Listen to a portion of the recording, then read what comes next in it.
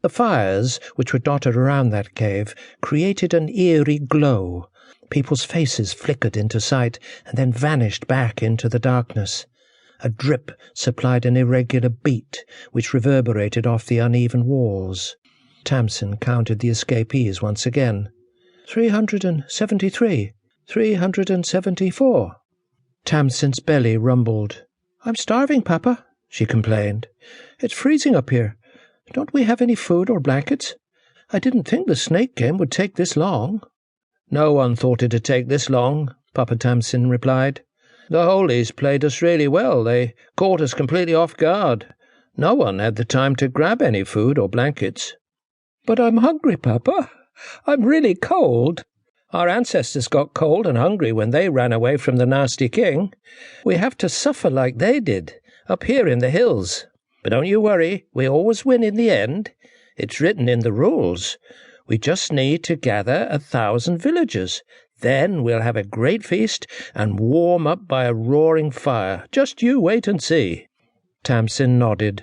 She kissed her father, curled up into a ball, and fell asleep at his feet.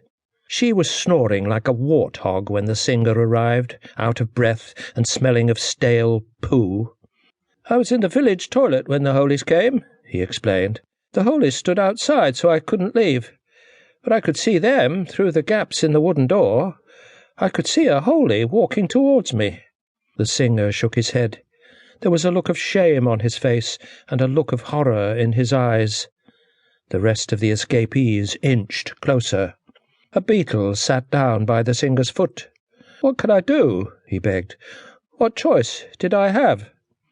"I unlatched the door and jumped into the cesspit. The sewage reached my waist. It came up my trouser legs and filled my pants. The holy squatted down above me. His diarrhea was like a shower. It washed right over my hair." The escapees bowed their heads. The midwife tutted. Mama Tamsin patted the singer's back. "That's terrible," she said. "That's nothing. Not compared to what they did to Dunbar." The sound of a howling wolf echoed across the valley. The escapees all held their breath. The singer looked down at his groin. When he lifted his head, he saw hundreds of eager eyes staring back at him.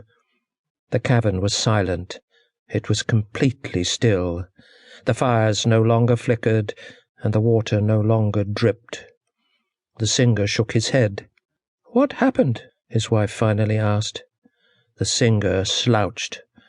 "I don't know," he replied. "I heard the gunfire. It sounded like chickpeas popping in a pan, rapid and high-pitched. I heard the screams, and then I heard the silence. It was deafening." The singer looked up at the villagers and down at the floor. A bat flapped its leathery wings. A star twinkled in the sky. "I stayed in that cesspit for hours," the singer continued. "I only left when I was sure the holies had gone. The first thing that hit me was the smell. Ugh! It made the cesspit seem like a princess's boudoir. That smell was so strong, I could taste it. It was nauseating. It brought bile to my mouth and tears to my eyes. That smell of boiling human blood and scorched human flesh. That smell of fire and brimstone which still lingers in my nostrils. That smell of kerosene which made me vomit, which made me choke up little pieces of my stomach and fall to the ground in pain." The singer wiped a tear from his eye. "I walked through Dunbar's streets, between burning barns and burning homes, dead yaks and dead dogs. And then I saw it, that giant pyre, that glowing pyramid of human flesh and bones, with legs sticking out here and arms sticking out there, with the dust of burnt human hair dancing on the flames, and with skinny villager's head, with its hollow eyes and its twisted mouth." The singer stared at the opposite wall. "Dunbar is dead," he sighed. "Our houses have been ransacked, our supplies have been stolen, and our animals have all been killed.